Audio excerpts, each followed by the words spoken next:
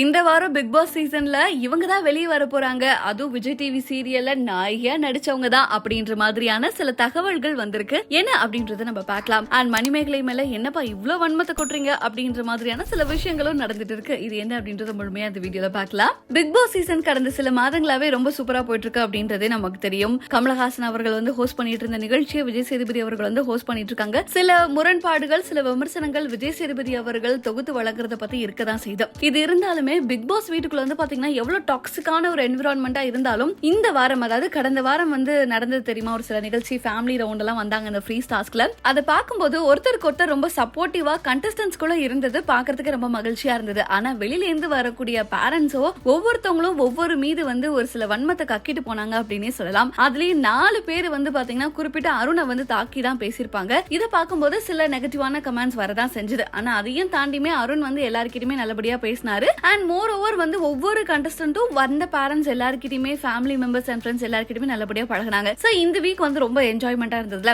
இப்படி என்ஜாய்மெண்டா இருந்த வீக்ல இருந்து சோகமா கிளம்புனது யாரு அப்படின்னு பாத்தீங்கன்னா நம்ம அன்ஷிதா தான் அப்படின்னு சொல்லியிருக்காங்க. செல்லம்மா சீரியல் மூலமா விஜய் டிவில வந்து அவங்க அறிமுகமாக இருப்பாங்க.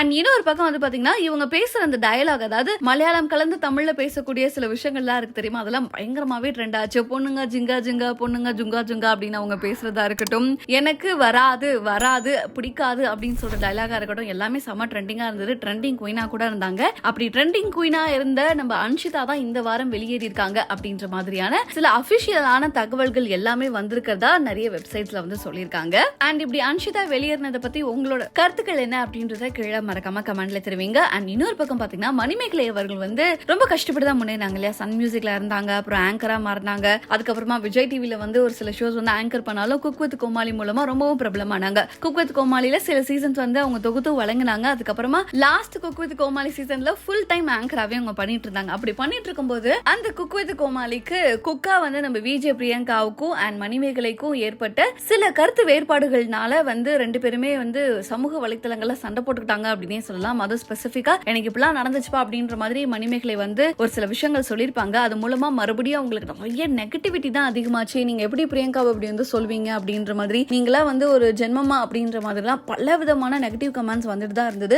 ஆனா அது எதையுமே கண்டுக்காம அவங்க அடுத்தடுத்து வந்து பாத்தீங்கன்னா முன்னேறிட்டு தான் இருந்தாங்க. அந்த வகையில தான் புது வீடும் கட்டினாங்க. அடுத்தடுத்து அவங்களோட ஷோஸுமே பண்ண ஆரம்பிச்சிட்டாங்க. அப்படி எதுவுமே கண்டுக்காம ஹுசைன் கூட அவங்களோட லைஃப் ரொம்ப ஜாலியா வந்து அவங்க லீட் பண்ணிட்டு தான் இருக்காங்க. எப்படிப்பா இவ்வளவு நெகட்டிவிட்டிலேயே நீங்க வந்து சந்தோஷமா இருக்கீங்க அப்படின்ற மாதிரி மணிமேகலையும் நிறைய பேர் வந்து பாராட்டிட்டு தான் இருக்காங்க. இதெல்லாம் பத்தி உங்களோட கருத்துக்களை மறக்காம கீழே கமெண்ட்ஸ்ல தெரிவிங்க.